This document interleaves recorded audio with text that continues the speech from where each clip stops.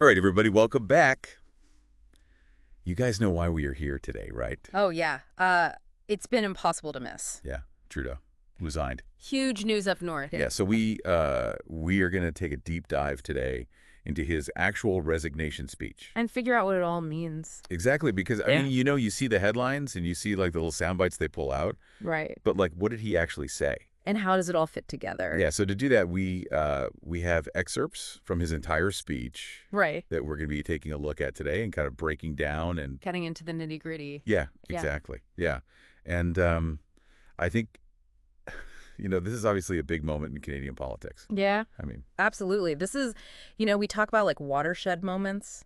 I think this is going to be looked at as one of those yeah, because, this isn't just about one person stepping down. This is about the entire, kind of direction of the country. especially because it's not like it came out of nowhere, right? I mean, there were months of people calling for him to resign, and then we had, Oh, yeah. There was a whole lot of buildup to this. yeah, and then we had Chrystia Freeland resigning from the cabinet, too, and that was a big, Huge deal.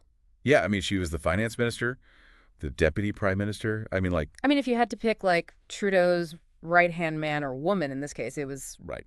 her. Yeah, so that was already a pretty big sign that things were not, you know, Totally hunky-dory behind the scenes. no, exactly. Yeah. Yeah. So like with all of that kind of as the background, he comes out and makes this speech, and like you said, it's a carefully crafted speech, Mm-hmm. and Oh, absolutely. They don't just like scribble these things down on a napkin right before they go out there. no, This is a process, and there's definitely a strategy in the way that this was delivered. yeah, And I think you see it right from the beginning. yeah, and it starts off almost like, well, I don't say like a victory lap, but it definitely starts with him kind of listing all like the good stuff, right? Like the highlight reel. Yeah, yeah, like he talks about strengthening the middle class, navigating the pandemic reconciliation efforts.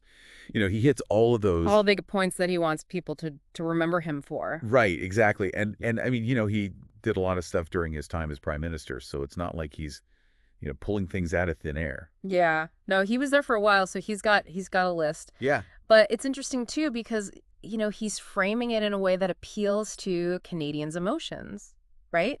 He's reminding them of what he's achieved and how he's trying to make their lives better. Right. And I think that's really smart because, you're trying to get people on your side right from the start. Absolutely. And then there's this really interesting shift in the speech where he says, Parliament has been paralyzed for months. Yes. And that's where things start to get a little bit more real, I think. That's where the butt comes in, right? Yeah. Like all of this good stuff. And then, but this is the reality. And this is, kind of the reason why I'm here today. Right. And I mean, and for anybody who doesn't, follow Canadian politics super closely, this was the longest session of a minority parliament in Canadian history. Like ever. Yeah. So it's not like this is just like a little, oh, we had a little bit of trouble passing a couple bills. This was a slog. This was years of like really difficult Right. back and forth. And it takes a toll. Right. And so, like, I mean, it makes sense that he would bring that up because, I mean, it was clearly a source of frustration for him and, probably a big factor In his decision to step down. I mean, you can just imagine, Yeah. being in that position and just feeling like you're constantly hitting a wall. And Right. And I mean, I feel like a lot of people can relate to that, like when you're in a job and it's just like you're banging your head against the wall. it's And not getting anywhere. yeah. And you're just like, I can't do this anymore. Right. And then he brings up his family, right? And he talks about those long talks with his wife and kids about what the future holds. Yeah. That's a classic move, right? Yeah. Bringing in the family, humanizing yourself, Yeah. reminding people that you're not just this political machine. You're a person with a family, and people that you care about. Yeah. And kids, which, Yeah, kids especially. that always helps. Tugs at the heartstrings. Yeah. But I mean, let's be real. Like, as much as, those conversations were probably happening, like, there was also a lot of political calculation going on, too. I know. I mean, absolutely. Yeah. This is all part of the bigger picture. Right. They're thinking about the optics of everything and how it's going to play out. And I mean, his wife was probably like, you need to get out of this job. I mean, yeah, probably. Let's be real. Yeah. Like it's going to be a tough gig. Yeah. And, he's got young kids and, they're growing up. And Exactly. so I think there's a lot of factors that play into It's it. always a mix, right? It's never just one thing. Right. And then he kind of shifts again and he starts talking about how he wants Canadians to have a real choice in the next election. Mm-hmm. And, kind of implying that him stepping aside is the best way to do that. Which is interesting, right? Because on the one hand, he's kind of, taking the high road and saying, I'm doing this for the good of the country. But on the other hand, it's also a way to kind of frame his departure as a positive thing. Right. Like, I'm not being forced out. I'm choosing to do this. Yeah. Because I believe in democracy and I believe that Canadians deserve, a fair fight. And I think a lot of Canadians will probably find that appealing. Yeah. Like they're gonna appreciate that. The idea that he's putting the country first Yeah. before his own ambitions. And then he gets into like the really interesting part for me, which is where he talks about like how the Liberal Party is going to choose a new leader, and he calls for this like robust, nationwide, competitive process. Yeah, that sounds intense. Yeah. And I mean, like, what does that even mean? Like, what does that look like? Well, it's going to be interesting, that's for sure. I mean, you got to think like this is the Liberal Party we're talking about, right? This is like one of the biggest political parties in Canada. Absolutely. They've got a lot of really strong personalities. A lot of people who think that they should be the next prime minister. Right. And I mean, like, and we've seen this in the past with other parties too, right? Like leadership races can get really... We can get nasty. Yeah. They can get really, really divisive. Because, you've got all these different factions within the party and they're all vying for power. And exactly. They all have their own ideas about what the party should stand for and where it should go. And right. So it's going to be really interesting to see how this all plays out. Yeah, it's going to be a real test for the Liberal Party. Yeah. And I mean, we were talking about Chrystia Freeland earlier. Like, do you think she's going to throw her hat in the ring? I mean, it wouldn't surprise me. Yeah. She's definitely got the experience and the name recognition. Yeah. And a lot of people really like her.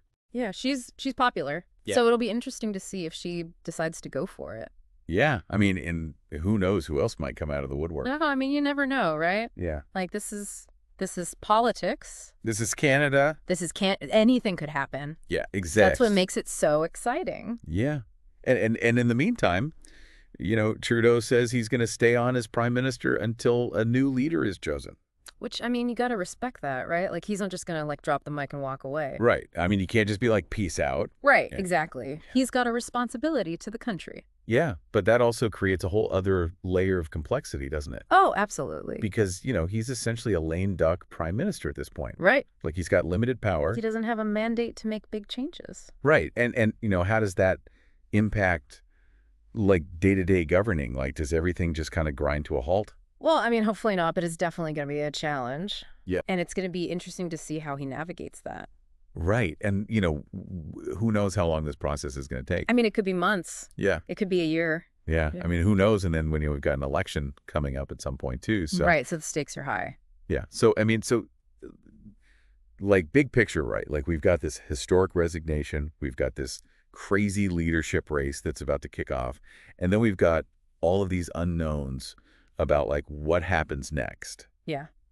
And it's kind of like, how do we even wrap our heads around all of this? Or I think the big question that we need to be asking ourselves is, what do Canadians want?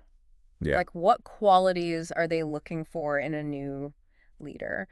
What policies are important to them? Right. Because ultimately it's up to them, right? Absolutely. Like they're the ones who are going to be making the decision. And the choice that they make is going to have a huge impact on the future of the country. Yeah. So that's kind of the big takeaway here, right? Like this is a pivotal moment. Yeah, it's a turning point. And we don't know where it's going to lead, but it's going to be fascinating to watch. Yeah.